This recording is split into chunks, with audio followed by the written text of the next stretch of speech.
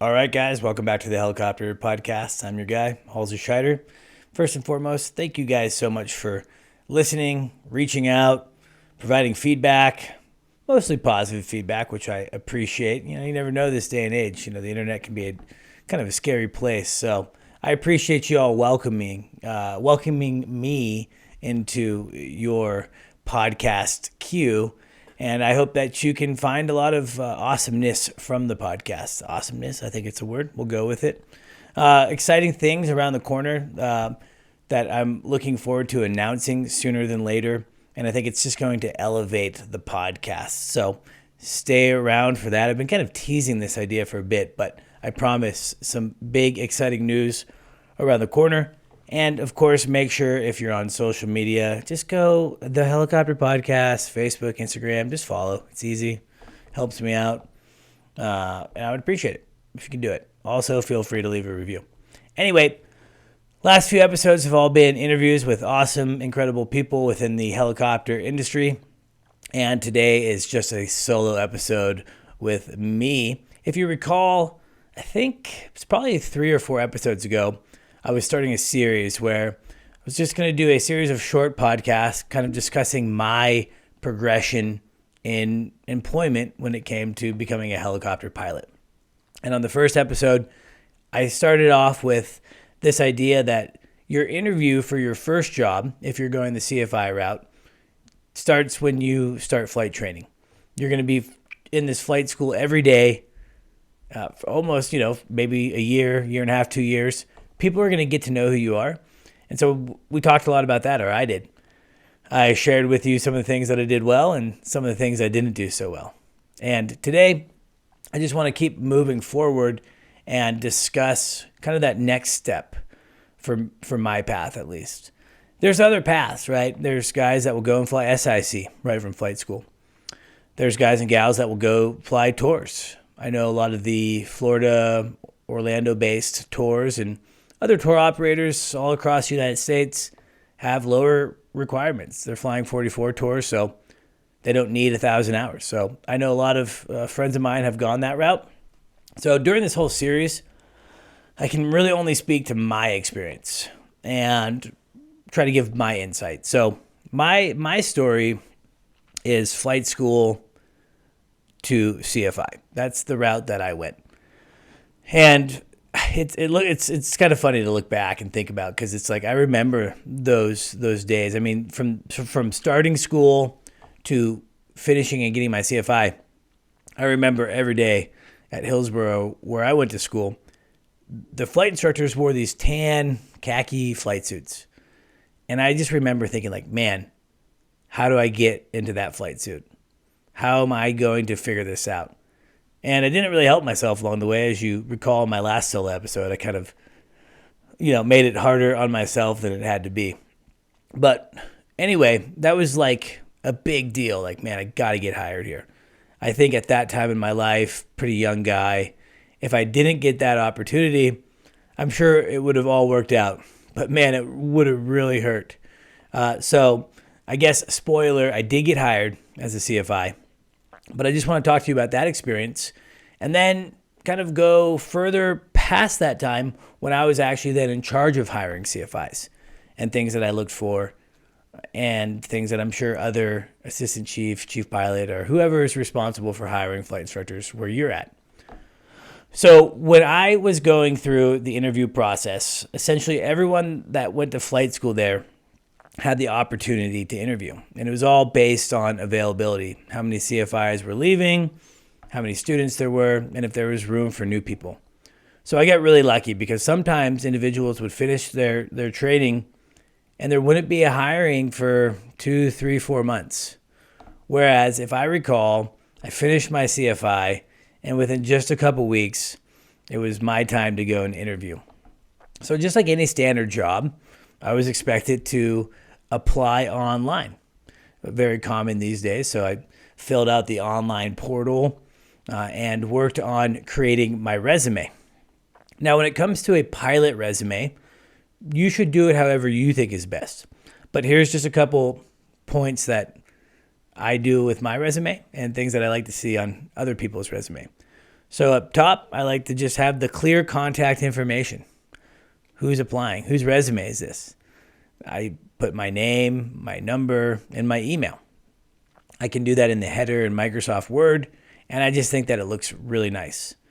Then from there, to me, the most important thing is flight experience. So right on the very top of my pilot resume, I'm putting in all of my flight experience. And what I like to do, even back then, even though I didn't have a ton of airframe experience in other airframes other than Robinson, I like to list my total times, break it down by, dual given, or I should say at that time, dual received, solo, PIC, cross country, night, simulated instrument, whatever it is. Essentially every row in your logbook, I include that on my resume if I have hours within that column. And then I even go one step further and I break it down of how many hours I have per aircraft. So in this case, it's pretty easy for me because I did 99% of my initial training in the R-22. So it was all in the R-22. I think I maybe had 5 hours or so in a Schweitzer. And I did a couple instrument hours in a Cessna. So I include all that stuff on my resume.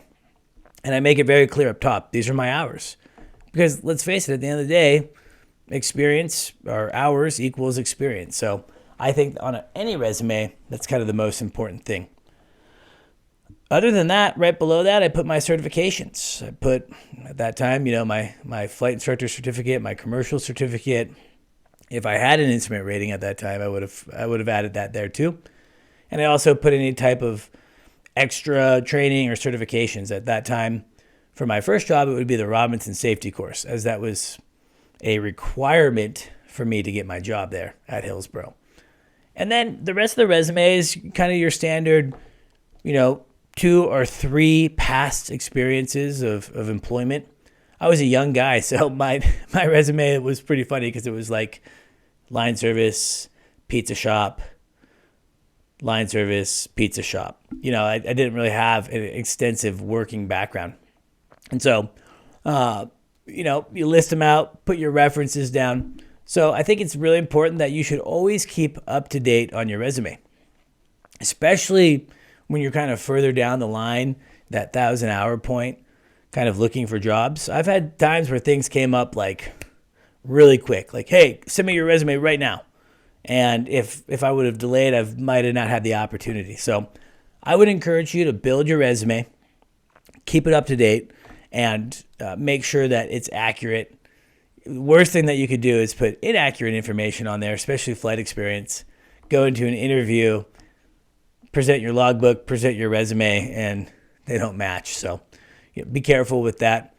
A lot of technology today. I use Logbook Pro for my digital logbook, so I would recommend that for sure. It makes doing the resume and getting the hours, especially the aircraft breakdown, super easy. So at that time, the interview process was fairly straightforward. I met with the chief helicopter instructor, the school director, and our admissions director. And at that time, they had a special emphasis on what we call the maneuver guide. The maneuver guide was breaking down all the maneuvers that we would teach as a flight instructor and showing that we essentially had it memorized to the standard of, consistency. So if you were learning a normal approach from me and then you stepped in with another flight instructor, you could, have that consistency. And that was what I had to do to get the job. So at that time, whether that's a great metric of being a good CFI or not, I don't know. I don't really think it is, but for that time, that's what I needed to do So I made sure that I knew that maneuver guide inside and out. We did a lot of that, of course, during CFI training. And I went in there. I put my best foot forward. These guys knew me. They knew me for the last 2 years as a student, as a line guy, sometimes as a jerk even. So, I had to go in there. I had to be humble. I didn't want to be overconfident, but I wanted to make sure that they knew I was excited. And to this day, if I'm in charge of hiring someone, I like when they come out and just tell me like, hey, I'm excited for this opportunity. Those are kind of the type of people that I look for, at least. So I made that clear. Long story short, got hired. There was no teaching. There was no interview flight or anything like that. The first official flight that I had to do was a 141 checkout, and that was abysmal. It was a horrible flight. I was flying with the chief instructor. I was nervous. If that was my interview flight, I'm not sure if I would have ever got the job, actually. So that's my experience of getting my first job as a CFI. And that was pretty exciting because that was really what I wanted to do. But I think more importantly, or the best, content for this podcast is to give you my first person perspective if I fast forward a little bit and discuss kind of what we did, myself and the chief instructor, Marcus, when we took over the hiring process, when I was the assistant chief. And we changed things around a little bit. And talking to some recent friends of mine, even on the podcast here, that are finishing up flight school, it sounds like a lot of flight schools are kind of going this direction. So again, I don't know what your flight school does, but it seems like this kind of might be a new kind of consistent standard. But Marcus and I thought, man, we're hiring CFIs. And actually I can digress a little bit. Marcus came and kind of took over the chief job and didn't get rid of the maneuver guide, but took away this robotic teaching of bullet point by bullet point by bullet point. He wanted consistency, but in his impression, especially during an interview, it's, if someone can memorize a maneuver guide, it doesn't make them a good instructor. So we kind of took the maneuver guide out of our interview process. We wanted to hear certain maneuvers, and we could do that during our evaluation flight, which we instituted. But for us on the ground, it was really important to kind of find out two things. Is this person a person that we want to work with? Keep that in mind, right? When you're getting hired somewhere, you're entering a new group. And if you're in an interview and you kind of seem like a jerk or whatever, is that person really going to want to work with you? Probably not. So we looked at attitude, looked at their kind of overall personality, and but most importantly, we looked at their teaching. Hey, teach us a ground lesson. And we wouldn't really give them heads up. We would say, hey, teach us sailing with power. Boom, teach us, whatever we got to do. Go teach us this or teach us that. In fact, there was times where we didn't even care about the helicopter stuff. We wanted to see if you could teach. Emily Spates, who's been on the podcast before, still to this day has the most memorable ground. She was the last up of interviews. We did nonstop 2 days interviews. I don't know how many people, but it felt like a lot. And if I had to hear another, ground lesson on, low RPM blade stall or sailing with power, dissymmetry of lift, I was going to keel over. And part of Emily's interview, we learned that she was from Vermont. She actually grew up on a maple syrup farm. And I was not familiar with how maple syrup is made. So we threw a curveball. We said, hey, teach us the process of making maple syrup. And she did. She did a great job. And in fact, I got to go to Canada, not Vermont, but Canada, a year ago and make maple syrup. And I recalled that her teaching was very accurate. So for us, it was really important to see if you could teach. Mostly about helicopters, but sometimes maple syrup too, right? And then we also did an interview flight. And during that flight, for me, I knew that these people were going to be nervous. I know I would have been. And so I knew that we had to be respectful of that. Hey, it's a stressful situation. And some of the flights went better than others. But the key for us, and I think a key for a lot of other hiring managers at a flight school environment, is about, hey, does this applicant have the entire site picture? yeah, maybe their off airport's a little wonky and their auto's not perfect and their approach was a little weird, but do they have the full picture? Are they listening to the radio? Are they monitoring their gauges? Are they familiar with what kind of student errors could be presented during a maneuver? And are they ready for that? To me, that was really the important stuff. It wasn't to go out and do a check ride and make sure that every maneuver was, say, to PTS. It was, hey, where's the sight picture? And I really harped on that because I was also teaching CFI. So I felt like when I became a CFI that my training was lacking a little bit of understanding like this idea of being able to see the whole picture. And it took me a long time, probably a couple 100 hours, to kind of have this light bulb go off of like, hey, that's the important part of flight instructing, is knowing everything that's going on around you, being able to teach and making sure that your student's not going to do anything to hurt the helicopter or you guys collectively. And so that's what we did for our evaluation flight. So, and I think that's very standard for flight schools these days. I know the Leading Edge here in Bend is doing something similar where you teach a ground, you go through maybe some other, quiz questions, things like that, and then you do a flight. In fact, if you guys listen, we had a guest on just a few episodes back who his name is Adam Rickard, and he was going right through that process, as we were kind of doing the podcast almost. So it was kind of cool to hear his perspective. So I think that if you're in flight school right now and the CFI route is where you want to go, the most important things that you could put emphasis on is teaching good ground lessons and not just like memorizing stuff, right? Like actually fully understanding. I think in your private and your commercial, there's a little bit of that rote, kind of that memorization of whatever it may be, aerodynamic hazards, weather, nav, whatever it is. And now as a CFI, it's your opportunity to like start actually fully understanding that stuff, because you can't teach it, in my opinion, if you don't fully understand it. And if you're like me, there may be even some ground topics in which you don't fully understand until you've taught it several times, and then a light bulb goes off. So keep that in mind. Also, it's super important. I think it's glazed over in some CFI training. It was glazed over when I went through my training, but then when I was kind of head of training, we put greater emphasis on it, and that's the FOIs, the fundamentals of instruction. Being able to teach someone is a unique place to be, and position to be in, I should say.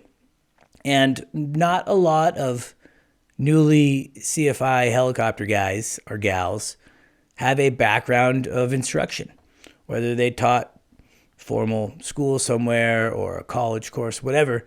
Not a lot of them have that experience. Some do, most don't. I did not. So going and actually understanding how people learn effectively, that's really important to being a really good flight instructor. And I think that a lot of hiring managers are probably putting that on a little bit of a greater pedestal to make sure that you kind of get it. Because that's kind of a complexity of being a flight instructor, especially a new flight instructor. So to kind of close it out here, this was a bit of a condensed version, but really my interview is pretty straightforward. You want to be positive, you want to be upbeat, you want to have a good attitude, and you want to know your stuff. In this case, I had to know the maneuver guide, so I went and kind of memorized what I had to memorize. It's important to ask those in front of you who maybe got hired or interviewed before, hey, give me the gouge, what to expect here. I think it's perfectly okay to go into an interview with a bit of an idea, because then you can prep. Make sure your resume is up to date. If you're new to flying helicopters, your resume is only going to keep on growing. You're going to keep adding new times and new aircraft to the resume.